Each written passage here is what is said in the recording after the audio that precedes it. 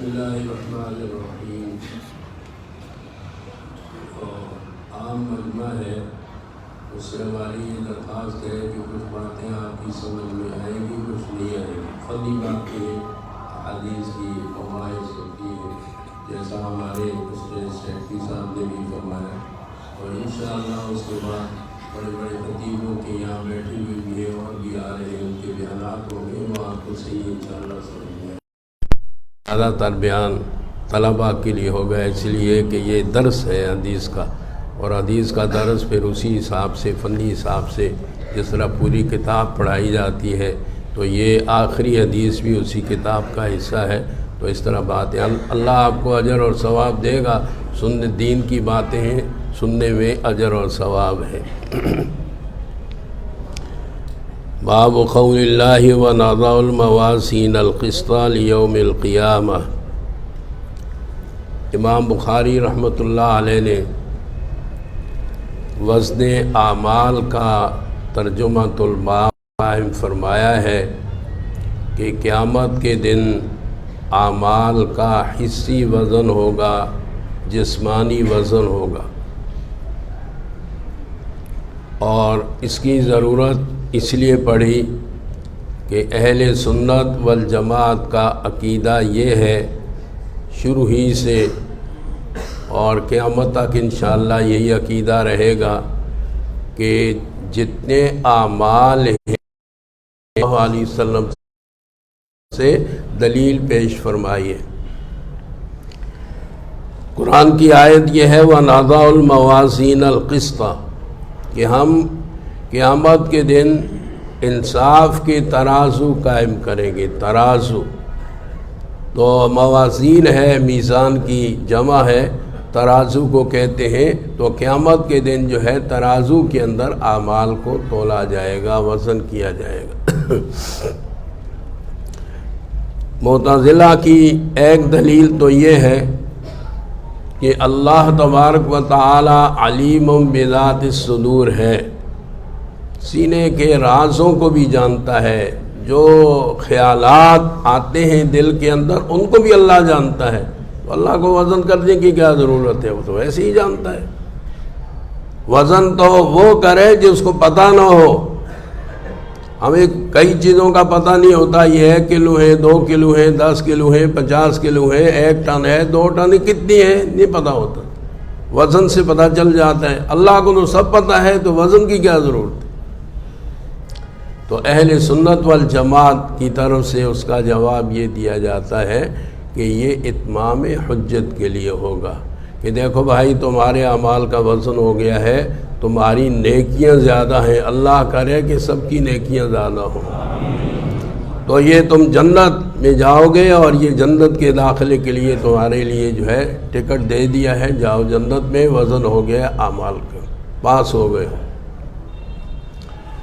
اور دوسرے ایسے ہوں گے کہ جن کے گناہ زیادہ ہیں، معاصی زیادہ ہیں، نافرمانیاں زیادہ ہیں، ان کو ایک پلڑے پہ رکھا جائے گا، تو نیکیاں کم ہیں، گناہ زیادہ ہیں، تو یہ اتمام حجت ہوگی کہ دیکھو تم نے خود ہی دیکھ لیا گناہ زیادہ ہیں، لہذا تمہارے لیے جہنم کا فیصلہ ہے۔ اللہ تعالیٰ سب کی حفاظت فرمائے، اللہ سب کی حفاظت فرمائے جہنم سے، جہنم کے عذاب سے اور نافرمانیوں سے۔ تو اس لیے امام بخاری رحمۃ اللہ علیہ نے ترجمانی کرتے ہوئے اہل حق کی یہ فرمایا کہ انشاءاللہ قیامت کے دن اعمال کا وزن ہوگا۔ اور دوسری دلیل معتزلہ یہ دیتے ہیں، عقلی دلیل ہے، کیونکہ وہ عقل کے پرستار ہیں۔ شریعت کے اندر عقل نہیں، وحی کا معاملہ ہے، یہاں تو ضرورت ہے وحی کی ہے۔ عقل تو کسی کی عقل یہ کہتی ہے کہ بھائی یوں کر لیں کہ گائے کی پوجا کریں،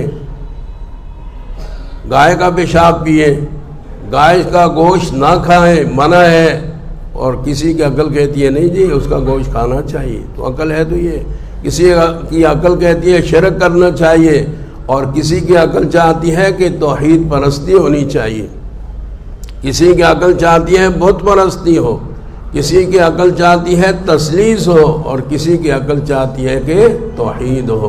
تو اس لیے عقل پر مدار نہیں ہے، وحی کے اوپر مدار ہے۔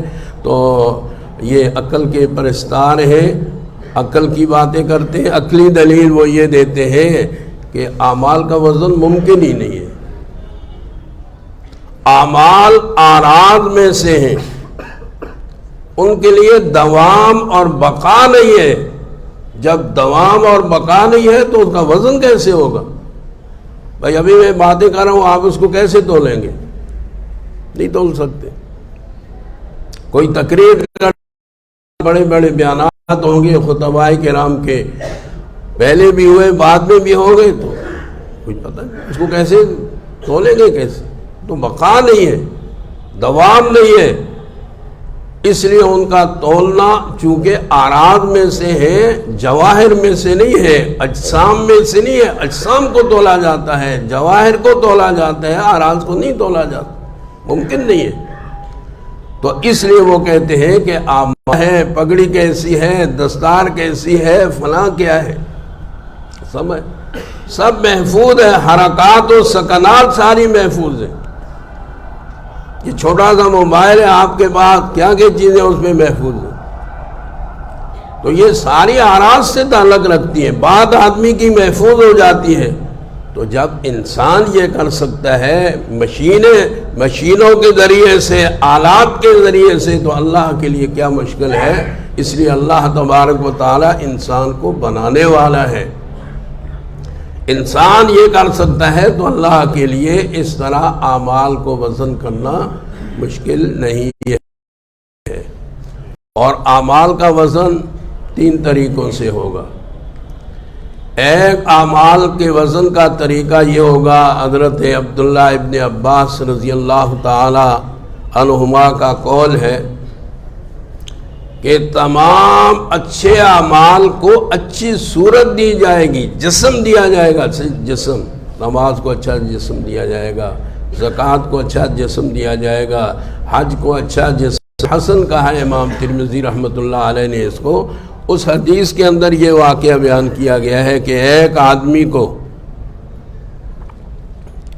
پیش کیا جائے گا اللہ کے حضور میں کہ آپ کے اعمال کا، وہ کہے گا جی سارے ہی گناہ ہیں، تو کیا ہے اعمال کے وزن کا فائدہ کیا ہے؟ مجھے تو کوئی فائدہ نہیں ہے، اس لیے کہ سارے گناہ ہیں، نیکیاں تو ہیں نہیں ہیں۔ تو اللہ تبارک و تعالیٰ فرمائیں گے کہ ہاں آپ کو یاد نہیں ہے، ہمارے پاس ایک بڑی نیکی موجود ہے، ایک نیکی موجود ہے آپ کی۔ چنانچہ فرشتوں کو حکم ہوگا اس کو حاضر کرو۔ 99 رجسٹر اس کی بدعمالیوں کے ہوں گے، معاصی کے ہوں گے، اور ہر رجسٹر منتہائے نظر تک ہوگا، جہاں آدمی کی نظر پہنچتی ہے، اس طرح پھیلا ہوا ہے۔ تو وہ ایک پلڑے میں ترازو کے رکھ دیا جائے گا، اور دوسرا پلڑا خالی ہے، وہ تو اوپر چلا گیا۔ اب دوسرے پلڑے کے اندر ایک کارڈ رکھ دیا جائے گا، کارڈ، پرچی، بطاقہ، اور اس کے اوپر اشہد ان لا الہ الا اللہ و اشہد ان محمد رسول اللہ یہ لکھا ہوا ہے۔ تو نبی علیہ الصلوۃ والسلام نے فرمایا کہ یہ جس میں اللہ کا نام ہے، کلمہ طیبہ ہے، کلمہ شہادت ہے، اللہ کی توحید ہے، اخلاص کے ساتھ اس نے یہ کلمہ پڑھا تھا، ایمان کے ساتھ اس نے یہ کلمہ پڑھا تھا، تو یہ وزن اس کا زیادہ ہو جائے گا۔ وہ 99 رجسٹر بدعمالیوں کے، گناہوں کے، وہ اوپر ہو جائیں گے، یہ نیچے ہو جائے گا، یہ پلڑا جھک جائے گا، آدمی کی کامیابی کا اعلان ہو جائے گا۔ ایک نیکی اللہ کو پسند آ گئی، ایک نیکی پسند آ جائے نا، صرف ایک، تو کامیابی ہو سکتی ہے۔ اور اگر ایک نیکی بھی پسند نہیں آئی تو پھر اللہ تبارک و تعالی جو فیصلہ کرے وہی فیصلہ یہ ہونا ہے، اور وہی فیصلہ ہوگا۔ تو اس سے یہ بات معلوم ہوئی، اس لیے میں نے یہ حدیث آپ کے سامنے ذکر کی کہ صحائف اعمال، نامہ ہائے اعمال کا وزن ہوگا۔ اور تیسری صورت یہ ہے کہ نفس اعمال کا وزن ہوگا، نفس اعمال۔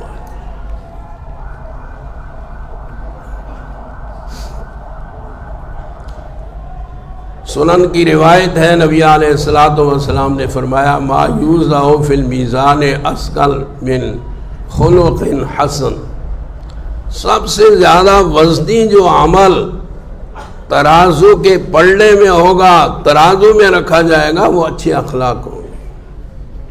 سب سے وزن اچھے اخلاق، اچھے آج کل تو اچھے اخلاق ملتے ہی نہیں ہیں۔ ہر آدمی کی زبان گندی ہے، ہر آدمی جھوٹ بول رہا ہے، ہر آدمی مکاری کر رہا ہے، ہر آدمی فراڈ کرنے کی کوشش کر رہا ہے، الا ماشاء اللہ، اور الا ماشاء اللہ میں تھوڑے سے داخل ہیں، سارے نہیں۔ کوشش یہی ہوتی ہے، ہر آدمی دوسرے کی غیبت میں لگا ہوا ہے، ہر آدمی دوسرے سے حسد کرتا ہے، تو یہ سارے برے اخلاق ہیں، کوئی اچھا اخلاق تو نہیں ہے۔ سارا دن تو ہم بیٹھ کے دوسرے کی غیبت کرتے ہیں، اس کے عیب سنتے رہتے ہیں، کون سے اخلاق ہے ہمارے؟ جو اخلاق شریعت نے دیے تھے وہ ہم اختیار نہیں کر رہے، کما حق کو ان کو اختیار کرنا چاہیے۔ تو خیر، مولوی بھی گالیاں دیتے ہیں اور لوگ ان کی گالیوں پر نعرہ تکبیر لگاتے ہیں۔ جی ایک مولوی صاحب ہے، وہ جو ہے دوسرے علماء کا نام لے کر کے ان کو گالیاں دیتا ہے، وہاں سے بیان شروع، دنیا سے چلا گیا ہے، نام نہیں لیتا ہوں، جی دنیا سے چلا گیا ہے، ابتدا وہیں سے کرتا تھا گالیوں سے، لوگ اس پر بھی نعرہ تکبیر لگاتے ہیں، زندہ باد، انا للہ و انا۔ عالم کی زبان شستہ ہونی چاہیے، مہذب ہونی چاہیے، کسی سے اختلاف ہو تو اختلاف بھی دلیل کے ساتھ ہو، گالیوں کے ساتھ نہیں۔ گالیاں کیا چیز؟ تو خیر بات دوسری طرف نکل گئی۔ میں یہ عرض کر رہا تھا نفس سے اعمال کا وزن ہوگا، اور آپ کہیں جی آپ نے تو ایک طریقہ وہ بتا دیا، دوسرا یہ بتا دیا، تیسرا یہ بتا دیا، اس میں کوئی تعارض نہیں ہے، تینوں طرح ہوگا۔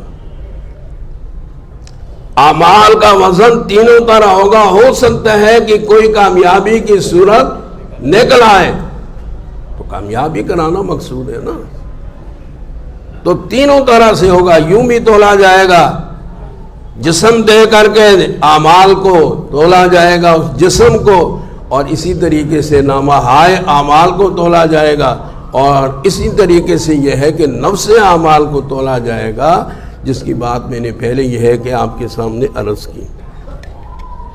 یہ ترتیب بڑی لمبی ہو گئی،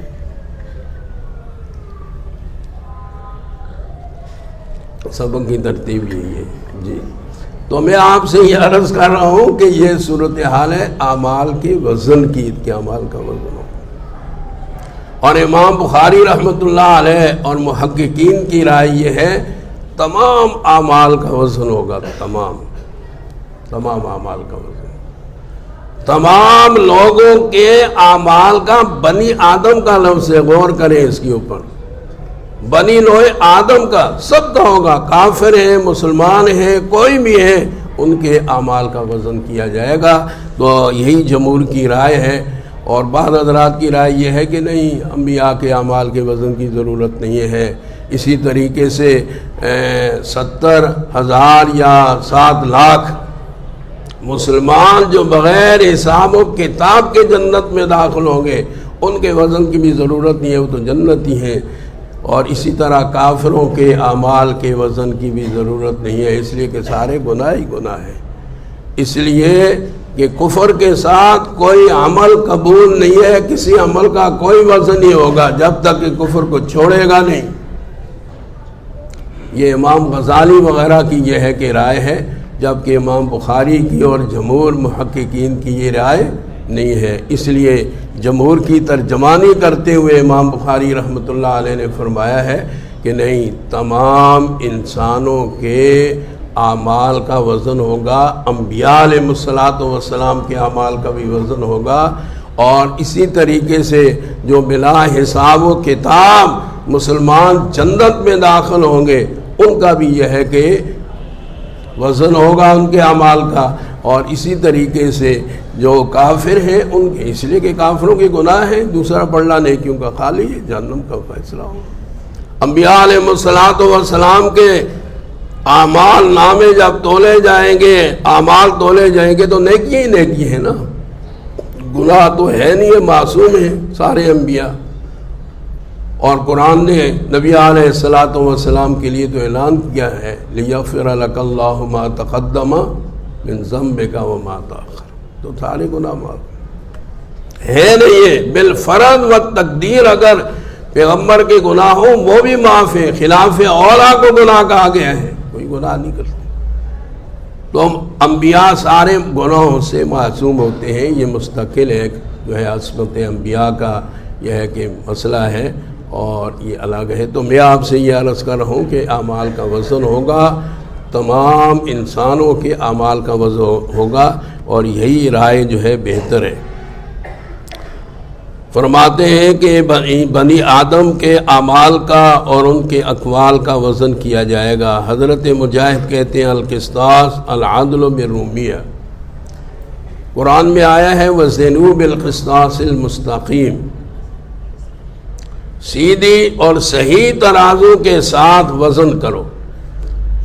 تو قسطاس کا لفظ آیا ہے، امام بخاری فرماتے ہیں کہ قسطاس عدل کو کہتے ہیں، عدل والے ترازو سے، صحیح ترازو سے، سیدھی ترازو سے یہ ہے کہ وزن کرو، یہ حکم ہے۔ تو یہ رومی زبان کا لفظ ہے، رومی زبان کا بھی لفظ ہے، عربی کا بھی ہے، رومی کا بھی ہے اور عربی کا ہے۔ فضائل قرآن میں آپ کو بتا دیا میں نے، تفصیل یہاں نہیں بتاؤں گا، فضائل قرآن میں بتائی ہے اس کی تفصیل کہ غیر عربی الفاظ قرآن میں ہے نہیں ہے، دو رائے ہیں، دونوں بتائی ہیں، دونوں اپنی اپنی جگہ صحیح ہیں، دونوں اپنی جگہ صحیح ہیں۔ تو اس لیے یہ ہے کہ یہاں پر عدل کے معنی میں ہے، اور ظاہر بات ہے کہ یہاں اس کو رومی یہ لفظ کہا گیا ہے، یہ من قبیل توارد لغات ہے، من قبیل توارد لغات ہے کہ ایک لفظ ہے، اس کا معنی متعین ہے، ہر زمان میں اسی معنی میں استعمال ہوتا ہے وہ لفظ۔ جیسے تندور کا لفظ ہے، آپ کو مثال بتائی تھی، تندور کا لفظ ہے تو عربی میں بھی تندور ہے، فارسی میں بھی تندور ہے، اردو میں بھی تندور ہے، اور پشتو میں بھی تندور ہے، پنجابی میں بھی تندور ہے، جس زبان میں بھی آپ بولیں تندور ہے، تو وہ اسی معنی کے اندر استعمال ہوتا ہے۔ تو اس لیے یہ من قبیل توارد لغات سے ہے کہ ہاں ہے، قسط نہیں ہے، تو باب افعال ہے، اور باب افعال ہے تو مقصد اس میں فاعل ہے، اقساط اس کا مصدر ہے۔ تو قسط کیسے کہہ دیا امام بخاری نے کہ اس کا یہ ہے کہ مقصد کا مصدر قسط ہے؟ تو اس کا جواب یہ ہے کہ امام بخاری نے اصل کو ذکر کیا ہے۔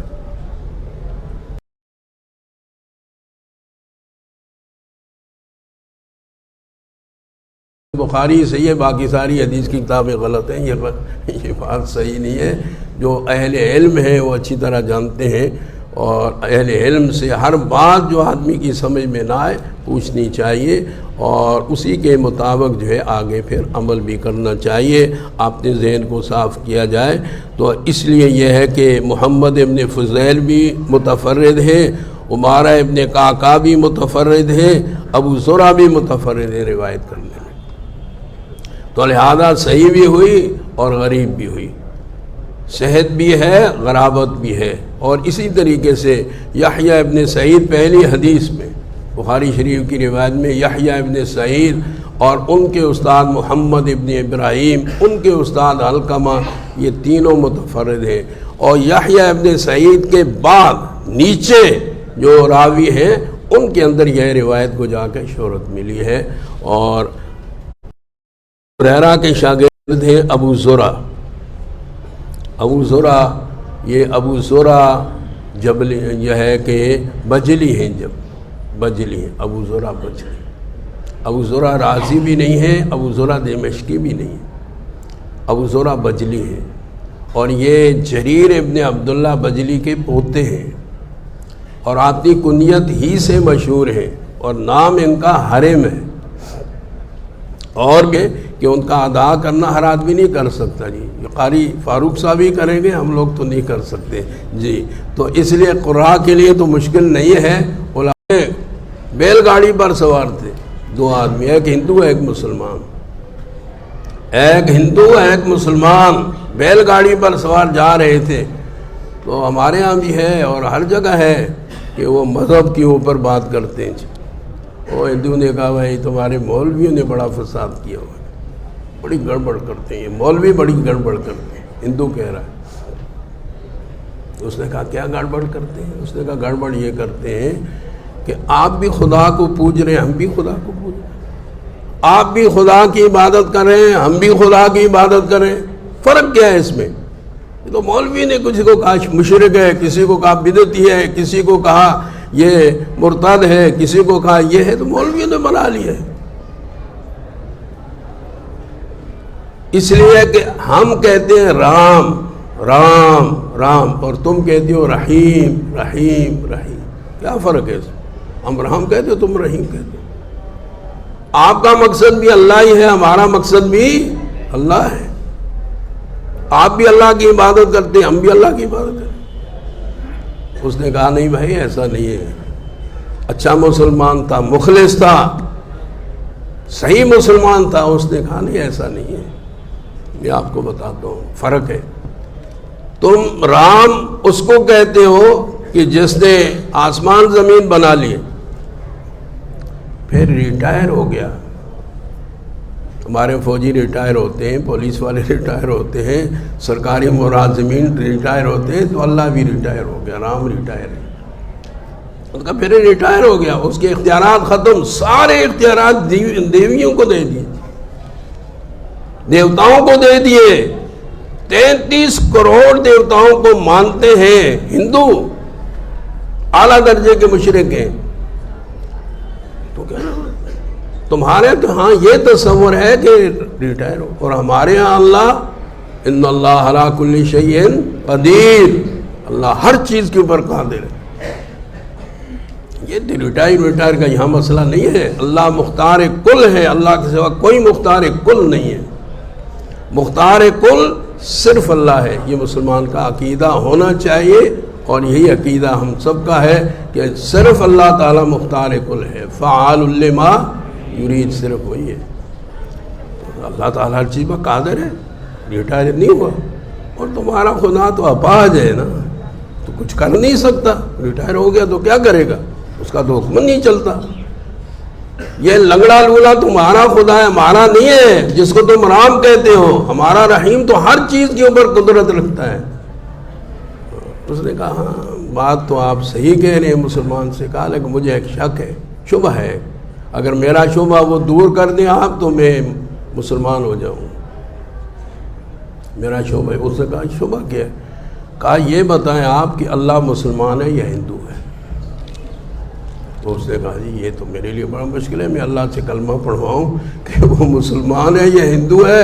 میں اللہ سے تو کلمہ نہیں پڑھوا سکتا ہوں. لیکن ہم دونوں دہلی جا رہے ہیں, اور شاہ عبدالعزیز رحمۃ اللہ علیہ ہمارے بزرگ ہیں, تو ان کے پاس جائیں گے, وہ بتائیں گے اللہ مسلمان ہے یا ہندو ہے. ان کو لے کر کے وہاں پہنچ گئے. اب یہ مسلمان بیچارہ دعا کر رہے ہیں کہ یا اللہ میں اس کو لایا ہوں, اس کو ہدایت دے دیں. یہ دعوت یہ ہے, یہ داعی عام مسلمان ہے. دعوت دینے کے لیے کوئی مولوی ہونا ضروری نہیں ہے, عالم ہونا ضروری نہیں ہے. ہے تو بہت اچھی بات ہے, نہیں ہے تو جتنا جانتا ہے صحیح علم اس کی دعوت دے. وہ بیچارہ دعا بھی کرتا رہا یا اللہ اس کو مسلمان کر دے, اور یہ کفر سے, شرک سے, جہنم کی آگ سے بچ جائے. تو دہلی پہنچے اور شاہ عبدالعزیز رحمۃ اللہ علیہ کے پاس پہنچے. تو کہا جی میں اس واقعہ بیان کیا. انہوں نے اس کو بہت پیار کیا, شفقت سے پیش آئے. اور اس نے کہا کہ آپ مسلمان ہو جاؤ, میں گارنٹی سے کہتا ہوں اللہ تعالیٰ مسلمان ہے. کہا قرآن میں آتا ہے ان اللہ یامرکم ان تذبحوا بقرہ, اللہ نے گائے کے ذبح کرنے کا حکم دیا ہے. پکا مسلمان ہے اللہ. اور اگر اللہ ہندو ہوتا تو کہتا گائے کو بالکل یہ اس کا پیشاب بھی پیو, تو یہ حکم ہوتا, ذبح کرنے کا تو سوال ہی نہیں پیدا ہوتا. تو یہ کرو. تو اس نے کہا حضرت ہم نے زبردست دلیل بیان کی, اشہد ان لا الہ الا اللہ و اشہد ان محمد رسول اللہ, کلمہ پڑھ کے مسلمان ہو گئے. یہ کوئی خاص دلیل ہے نہیں ہے, لیکن ہدایت کا وقت ہے, دعوت دیتے رہیں, آئے گا ہدایت کا وقت انشاءاللہ. غیر مسلم بھی اسلام کے. ہمارے ہاں تو آپ یہ ہو گیا نا، مسلمانوں کو بھی کافر کہتے ہیں. کافر کو مسلمان بنانا مشکل ہے اور مسلمان کو کافر کہنا آسان ہو گیا ہمارے لوگوں. تو خیر میں عرض کر رہا تھا یہ بات کہ اللہ تعالیٰ ہمیں فتنوں سے محفوظ کرے، دین کی سمجھ دے، دین کا داعی بنائے. اور آپ جو یہاں سے فراغت حاصل کر رہے ہیں، فارغ ہو رہے ہیں، جامعہ علی کے فضلاء ہیں، حضرت مولانا منظور احمد صاحب کے اور یہ دوسرے اساتذہ کرام، سب کے نام تو مجھے یاد نہیں ہے، وقت بھی نہیں ہے، یاد بھی نہیں ہے، وقت بھی نہیں ہے. تو ان کے آپ شاگرد ہیں، ان سے آپ رابطے میں رہیں. بس کوئی کام کریں ان کے مشورے سے کریں. یہ آپ کے مادر علمی ہیں، جہاں آپ بیٹھے ہوئے ہیں. آدمی لندن چلا جائے، امریکہ چلا جائے، سعودی عرب چلا جائے، بیرون ملک چلا جائے، ماں کے بعد تو آتا ہے نا؟ نہیں آتا. ماں کو چھوڑتا ہے؟ رابطہ رکھتا ہے؟ نہیں رکھتا. تو ماں ہے نا آپ کی، یہ آپ کی ماں ہے، مادر علمی ہے. اس سے رابطہ ہمیشہ رکھیں، ہمیشہ. جیسا حقیقی ماں سے آدمی ہمیشہ رابطہ رکھتا ہے، اس کی خدمت کرتا ہے، اس کا حکم مانتا ہے، سعادت مند بیٹا تو وہی ہے. تو آپ ابنائے جامعہ علی ہیں، اس لیے آپ نے اپنے اساتذہ سے، مادری علمی سے تعلق رکھنا ہے، مشورہ لینا ہے اور آگے چلنا ہے. اور اس کے ساتھ ساتھ میں آپ سے یہ بات بھی عرض کروں کہ جو کچھ پڑھا ہے اس کو یاد بھی رکھنا ہے. مشکل ہے. اور یہ یاد ہوگا. محفوظ کیسے رکھیں گے آپ؟ محفوظ جب رکھیں گے نا جب درس و تدریس شروع کریں گے. جو ساتھی کاروباری ہیں، جو ساتھی دوسرے کام، 1 گھنٹہ تو پڑھا دیں بھائی، 2 گھنٹے پڑھا دیں اللہ کے لیے، تنخواہ نہ لیں. پڑھانے بعد تنخواہ لینی کوئی ضروری نہیں ہے. لے بھی سکتے نہ بھی لیں، اللہ کے لیے پڑھائیں. جس کو اللہ نے یافتہ مال دیے تو پڑھائیں. 1-2 گھنٹے تو ضرور پڑھائیں، رابطہ رکھیں. بڑی کتابیں نہیں، بخاری شریف، مشکات شریف نہیں، نیچے بھی تو کتابیں ہیں، چھوٹی کتابیں پڑھائیں. جو مل جائے پڑھیں. قرآن کا ترجمہ پڑھائیں. اس سے بڑی کتاب تو کوئی، تو بخاری بھی تو اس کے بعد ہے. قرآن جیسی کوئی کتاب تو ہے ہی نہیں، دنیا میں نہیں ہے. جس طرح ہمارے نبی سارے نبیوں کے سردار ہیں، تو ہماری کتاب بھی ساری کتابوں کی سردار ہے. تو یہ چند باتیں میں نے آپ سے عرض کی. اور جس علاقے میں جائیں، جس شہر میں جائیں اور کراچی میں رہیں، اپنے علماء سے، علاقے کے، شہر کے علماء سے ربط اور تعلق رکھیں. اور بہرحال آپ موقع بموقع یہ ہے کہ اپنے اساتذہ سے مشورہ لیں اور ان کا ادب کریں. صرف یہ نہیں کہ پڑھ لیا اور چلے گئے، ایسا صحیح نہیں، کرنا صحیح نہیں ہے، آپ کے حق میں نہیں ہے. اور وہ پھر فیض آپ کا آگے نہیں پہنچے گا. یہ ساری چیزیں تو فیض کی ہیں نا، فیض پہنچے گا. اللہ تبارک و تعالیٰ سے دعا ہے اللہ تعالیٰ آپ کو دین کی عالی محنت کے لیے قبول فرمائے، ہماری کمزوریوں کو دور فرمائے، اور اللہ تبارک و تعالیٰ اس ادارے کو ترقی عطا فرمائے. اور حضرت مولانا منظور احمد صاحب کو اللہ تعالیٰ صحت عطا فرمائے، ان کے سارے ساتھیوں کو سعادت نصیب فرمائے. اور انہوں نے، ان کے میں تو ان کا بھی اور ان کی ساری انتظامیہ کے اور سارے اساتذہ کا شکر گزار ہوں کہ انہوں نے ہمیں یہ سنہری موقع فراہم کیا نا. وہ نہ بلاتے تو ہم آتے بھی نہیں. انہوں نے بلایا، سنہری موقع فراہم کیا، تو ہم آپ کے بھی مشکور ہیں. آپ سبب بنے، انہوں نے ہمیں یہ ہے کہ بلایا تو ہم آ گئے. تو یہ ہمارے لیے بھی سعادت ہے. اس لیے کہ سچ بات، دل کی بات کروں، آخری بات کروں گا. ہمارے پاس کچھ بھی نہیں، اللہ کی قسم، بے عمل ہوں، علم بھی نہیں ہے، علم بھی نہیں ہے، عمل بھی نہیں ہے. لیکن آپ سے مجھے محبت ہے، طالب علموں سے بہت محبت ہے، ان علماء سے محبت